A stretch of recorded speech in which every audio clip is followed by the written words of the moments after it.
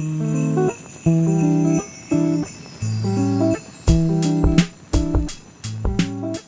am very excited to be joined for this episode by Faith Archer. It's a pleasure and a privilege to introduce her, not just to introduce her on this episode, but if you are not familiar with Faith's website, muchmorewithless.co.uk, you are missing out. And it really is a treat to tell you this website exists. Go and check it out. It's full of financial tips, advice on saving money, but it also has this excellent section on food. And not just sort of recipes, the nitty gritty, but how to eat really well when you're on a budget, as so many of us are. So for this episode, in which we are talking about Christmas dinner, the banquet of the year for many people, Faith is the perfect person to advise us on what we can do to eat well without having to run up an overdraft off the back of it. And Faith, I wanted to start by dispelling what I believe to be a bit of a myth, or rather just pouring cold water on what is a rubbish idea as far as I'm concerned, which is when it comes to saving money on Christmas dinner, there is one idea that lots of I've seen it everywhere, articles, websites, that people seem to fall back on when it comes to save money at Christmas. And it's presented as this genius hack.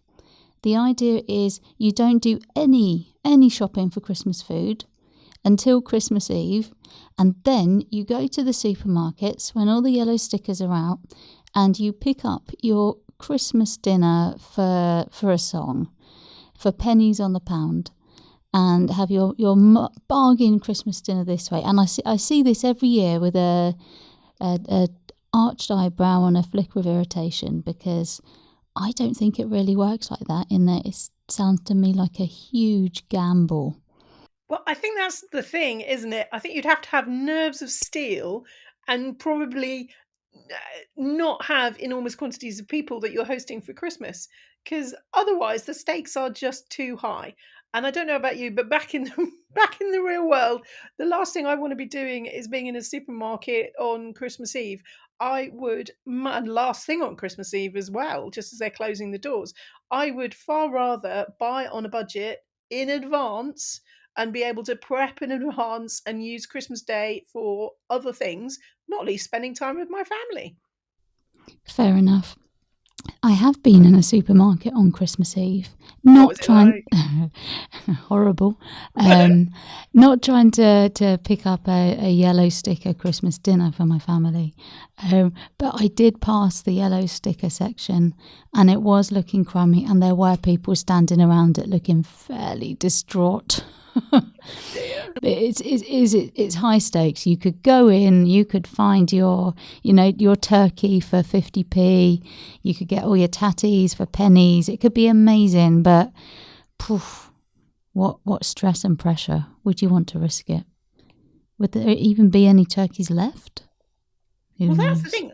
I'm even stressed. There was one year when I'd had a supermarket delivery booked for just a couple of days before Christmas, may even have been Christmas Eve. And I don't know whether they told us in advance that the turkey I ordered wasn't going to be in stock. But I do remember being fairly stressed about it and campaigning for them to bring me a substitute. And it does mean nowadays, partly for stress reduction measures as well as money saving measures, I like to have a turkey in my freezer well before Christmas Day. That sounds like a good idea and very organised. Also, something else I wanted to ask you about. When you mentioned just now that the supermarket didn't have the turkey, and I gasped in horror, the very concept that you wouldn't have a turkey on Christmas Day. Do you think we set too much store by Christmas dinner? I've already described it as the banquet of the year for many people. I think, like many things about Christmas, everybody would like Christmas Day to be special. There's a lot of hype about it. But in the reality, it's a roast dinner. It's a roast dinner with lots and lots of extras and side dishes and so on, which can make it trickier to get everything to the table at the same time on a day with a lot of else is going on. Now, one thing I had a look at, if you are working to a tight budget on Christmas Day, there are ways, if you want to have a whole turkey, especially if you're willing to go for a frozen turkey rather than fresh. You can find supermarkets selling them for as low as 12 to 14 pounds for a small turkey, and so you could bring your budget in very low. But let's face it, if you were willing to switch away from the traditional turkey and go for, say, an extra large chicken, that might only cost £5 or £6. It's true. And I have a friend who is doing exactly that this Christmas. She's pointed out it's a household of 5, and actually only 2 of them eat meat at this point. And she said, well, why buy a turkey and the stress and the expense when I can buy a delicious small chicken, which tastes better than turkey anyway, and the 2 of us will be perfectly happy. And if one of the attractions for me for buying a whole bird is definitely the leftovers and the idea that you can make further meals out of that initial expenditure. But I think if there's only 2 of you eating, then no, I would not want to have a massive turkey and then be living on it for months. There are only so many things you can do with leftover turkey, even, however frugally minded you may be.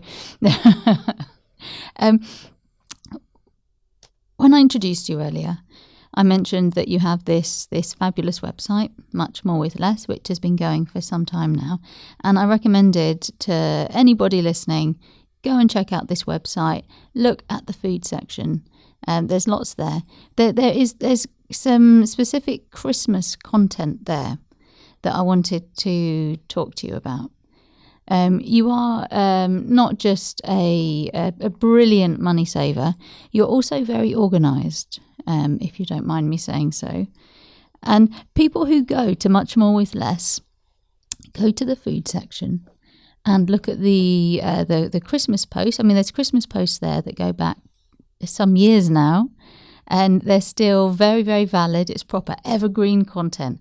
But amongst them is a 14-point plan to save money at Christmas on your Christmas dinner, which I think is absolutely wonderful. And it's 14 really good things that you can do as well.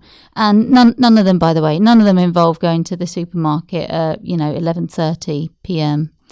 on Christmas Eve. They're all far more grounded in reality, with the idea that you can get a proper Christmas dinner off the back of them. And I wondered, could we go through this list with, if you could tell everybody listening each item on this list, what it means, what to do? Would you be up for that? Looking at the time we have available, it could be a whirlwind challenge. I'm up. I'm absolutely up for that. You may have to prompt me for some of the 14, or I could, reel them off the top of my head what I'd suggest today. But right. I'm happy. Right. So this has changed from a chat about saving money on Christmas dinner to a quiz. Let's see how we get on. Right. So 14-point plan, save money on your Christmas dinner. Number 1, make a meal plan and a shopping list. Absolutely.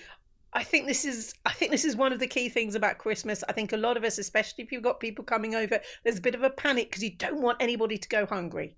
And so if you just go into the supermarket and they are marketing machines, they're trying to get you to buy as much as possible, and the temptation to shovel a whole lot off the shelves and into your trolley is big.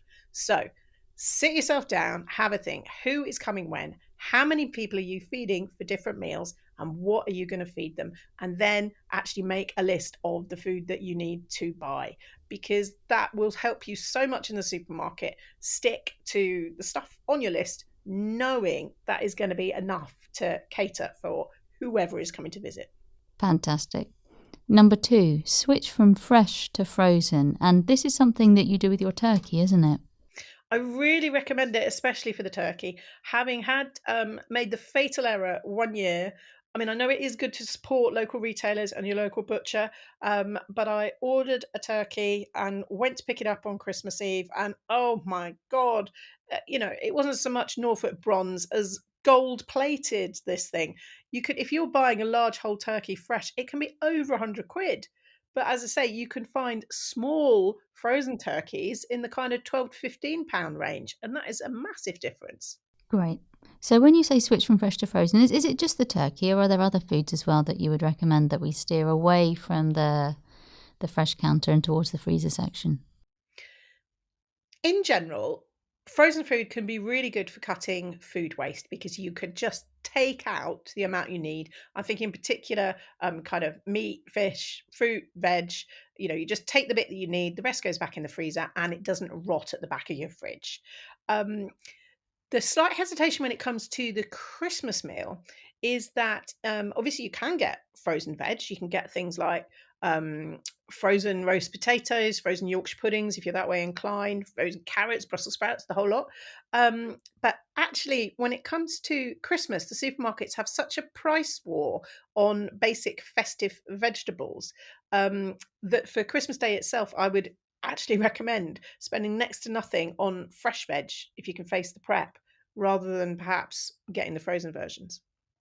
Ah, that's interesting, because often the frozen versions for vegetables works out cheaper than fresh, but it sounds like this isn't the case at Christmas.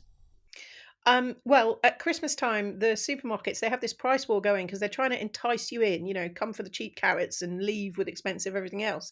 And so Aldi, for example, has already announced their Super Six. It's going to be just 19p a bag for the likes of potatoes, carrots, Brussels sprouts, parsnips, red and white cabbage, and swede. So, say you had Wow. four of those, 76p, and you've got huge quantities of fresh veg. And there are, I'm willing to bet we'll see similar kind of offers from, Tesco, Asda, Morrison's, the other big supermarkets.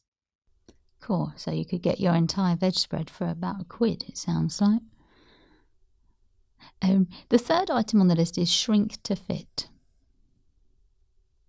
Is this about portions?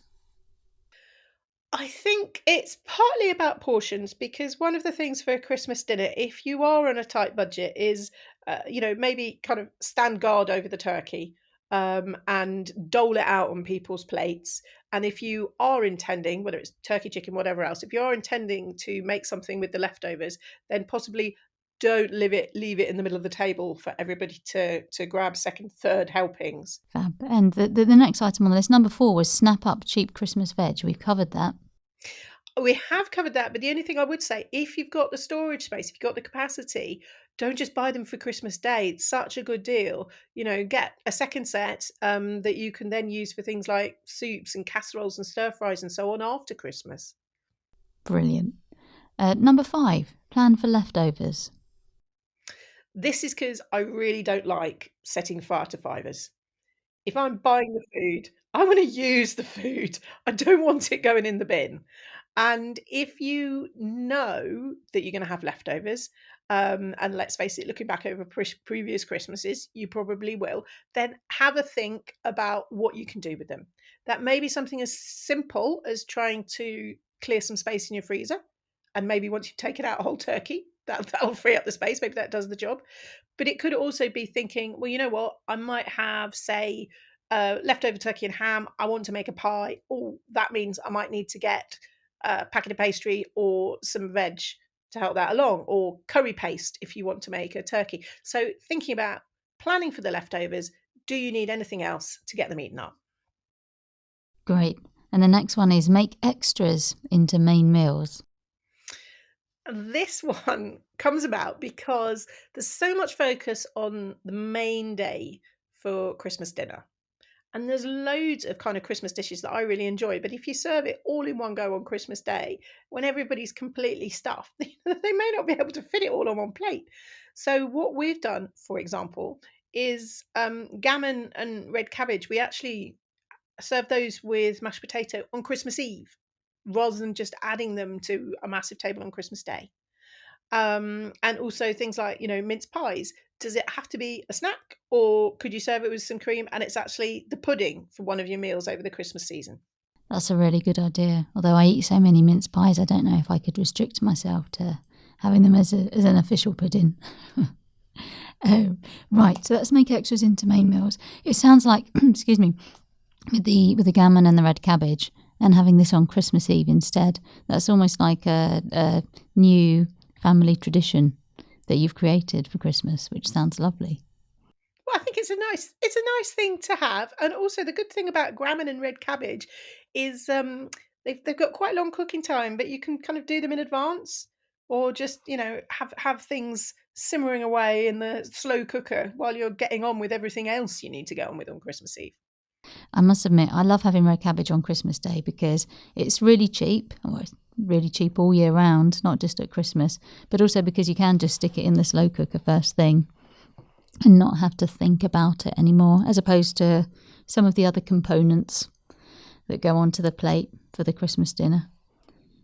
The next one, this next one I think does what it says on the tin, or should that be does what it says on the packet.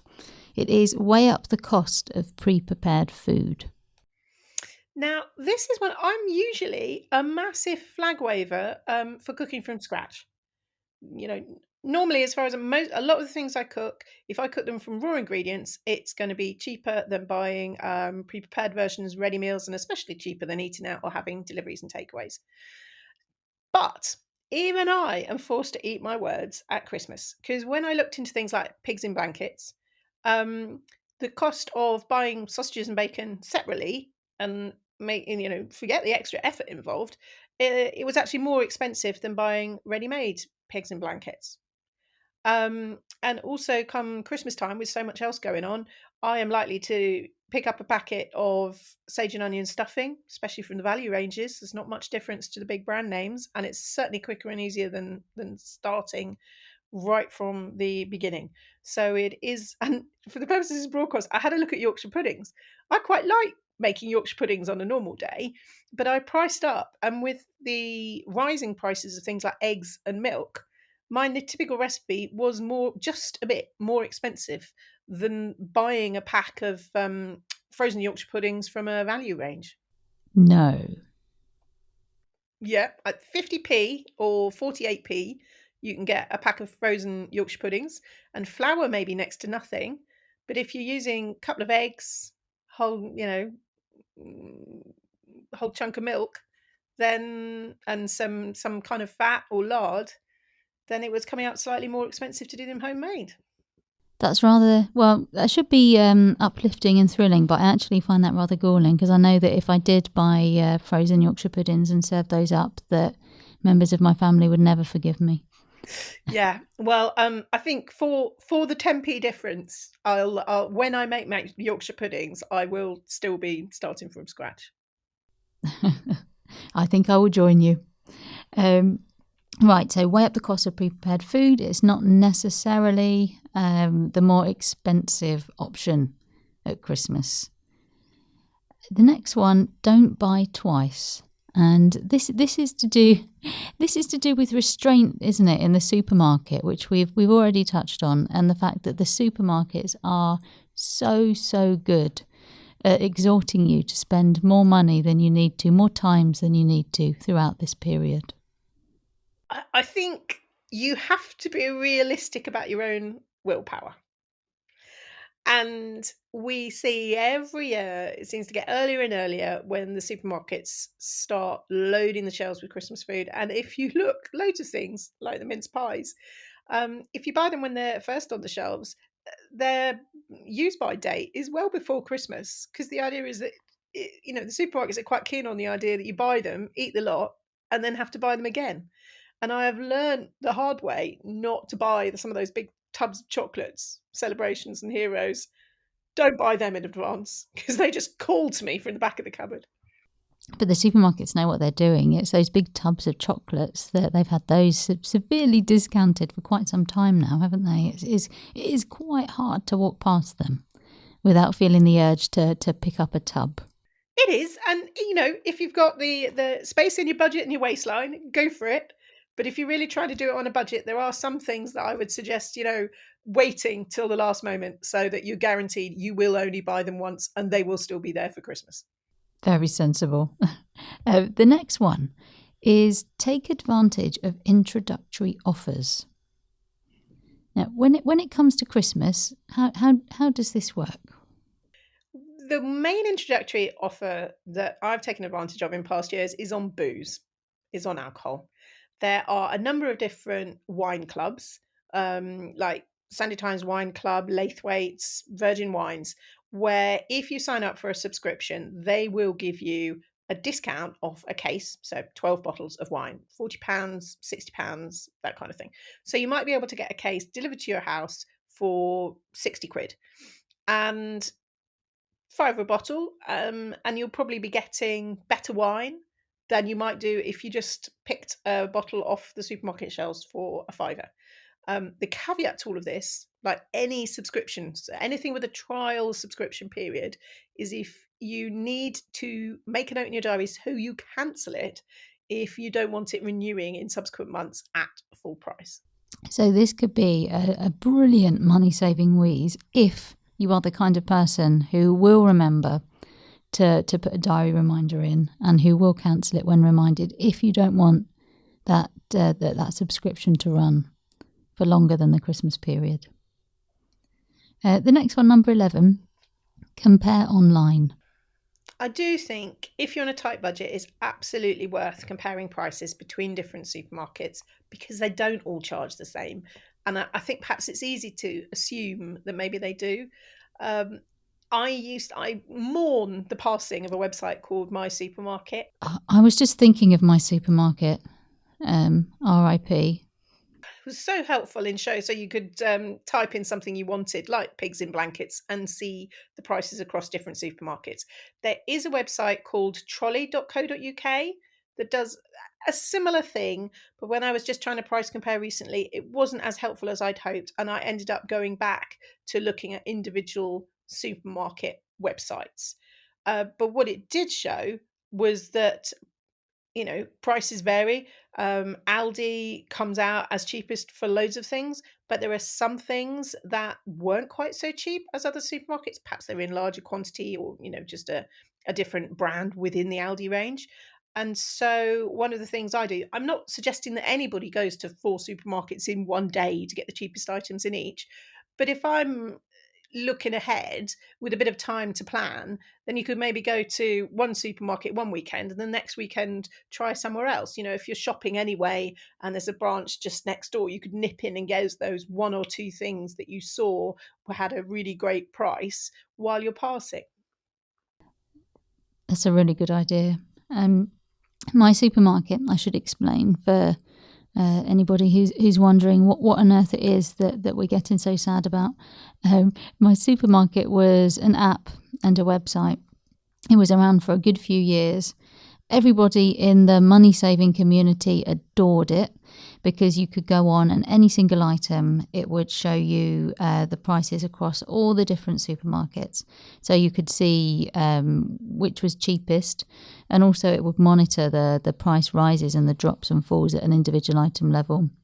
It was very useful.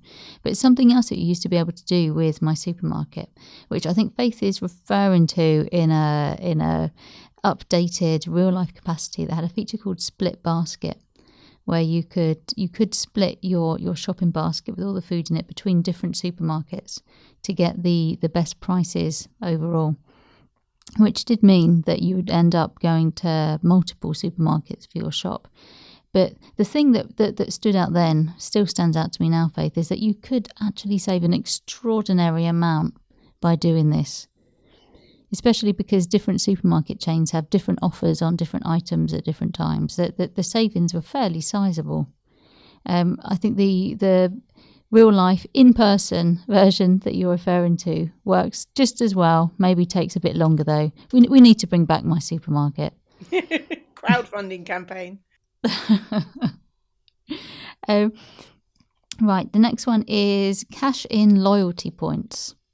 I think this is something that applies not just to your Christmas food, but also other Christmas spending. Think about what you can use to buy stuff that won't dent your bank balance. So, have you got supermarket loyalty cards where you've built up points that you can swap for items? Do you use cashback websites? So that's where you go to a website like Top Cashback or Quidco, and you look up the retailer where you want to spend online and click through from that website to the shop before you buy, and then it pays back a little bit of your spending for each purchase. So, is there a cashback balance that you can exchange? Has anybody give you gift cards that are lurking at the back of the drawer that you can use to cover the cost of Christmas? So it's all these ways of kind of almost the equivalent of finding coppers down the back of the sofa, but have you got little pockets of money somewhere that you can spend? Well, as one of the supermarkets says, every little helps. We've got two items left on the 14-point plan to save money on food at Christmas, and they're both focused on, well, counting the pennies while ensuring that you have a high caliber, good quality Christmas feast or feast at Christmas time. Boost local businesses. If you're going to spend money at Christmas, do think about where it can make the most difference. And that is likely to be your local high street, your local market. That money will stay in your community rather than, I've been talking a lot about these big chain supermarkets where it can kind of disappear up the supermarket chain, out to the shareholders. Whereas if you can buy a few presents just down the road, you support your local bookshop, butcher, greengrocer, market, that will make much more of a difference to those people. Fab. And the last one, the finale, number 14, make food into a festive activity. One of the things that I really enjoy with my kids is baking Christmas biscuits. I've got a pretty foolproof recipe on my website, and got the cutters in the cookie cutters at the top of the cupboard so that we can do our kind of Christmas trees and our stars and our stockings. And certainly when they were younger, they used to get crazy with the food colouring and the icing and the sprinkles and that kind of thing. And so that kind of cooking together, whether it's biscuits, whether you still do a traditional Christmas pudding, I make cranberry sauce and put it in jam jars, fancy jam jars that I've washed out and reused, and then put labels on and bit of fabric circles on the top and ribbon, and they can actually be presents for assorted aunts and uncles and neighbours. And that kind of activity can bring everybody together. Doesn't cost very much, but it's another nice Christmas tradition. Fabulous, thank you. Well, I feel we've covered so many aspects of shopping for food and eating lots of lovely food at Christmas. Is there anything we've missed? I think just if there are particular... Oh, actually, there's two things I say. I mean, it's kind of two sides of the same coin. One of them is, if there are particular Christmas things that you really like eating, then try and find room in the budget, because the supermarkets do this amazing array of gussied up food and festive stuff and so on. So if there's something that you're really craving, see if you can find the money for it. My particular, not massive splurge, but I went for one of these light up lanterns, light up lantern from M&S with shortbread in it, and I thought that would look really nice and I would use it in subsequent years. The flip side of that is, have a think about whether the stuff that you buy just because you always have, is there stuff you buy because it's traditional, but nobody really actually likes. And I realised a couple of years back I was buying nuts in shells that were just gather dust, and dates because one particular member of the family liked them. But then if they're not coming that year, I don't need to buy the dates. We don't usually do a traditional Christmas cake because we're not enormous fruitcake fans, and my kids don't like marzipan. So there's kind of have a think so that you can direct your pounds to where they make the most difference. So in other words, don't let yourself get dragged into Christmas culinary traditions that you neither want nor need. Absolutely. Very sage advice. Thank you so much, Faith. And once again, I want to say, if anybody hasn't been to muchmorewithless.co.uk, please do visit if you are interested in saving money, not just on Christmas food, not just on food, but on everything in general. It's a great destination. Thank you.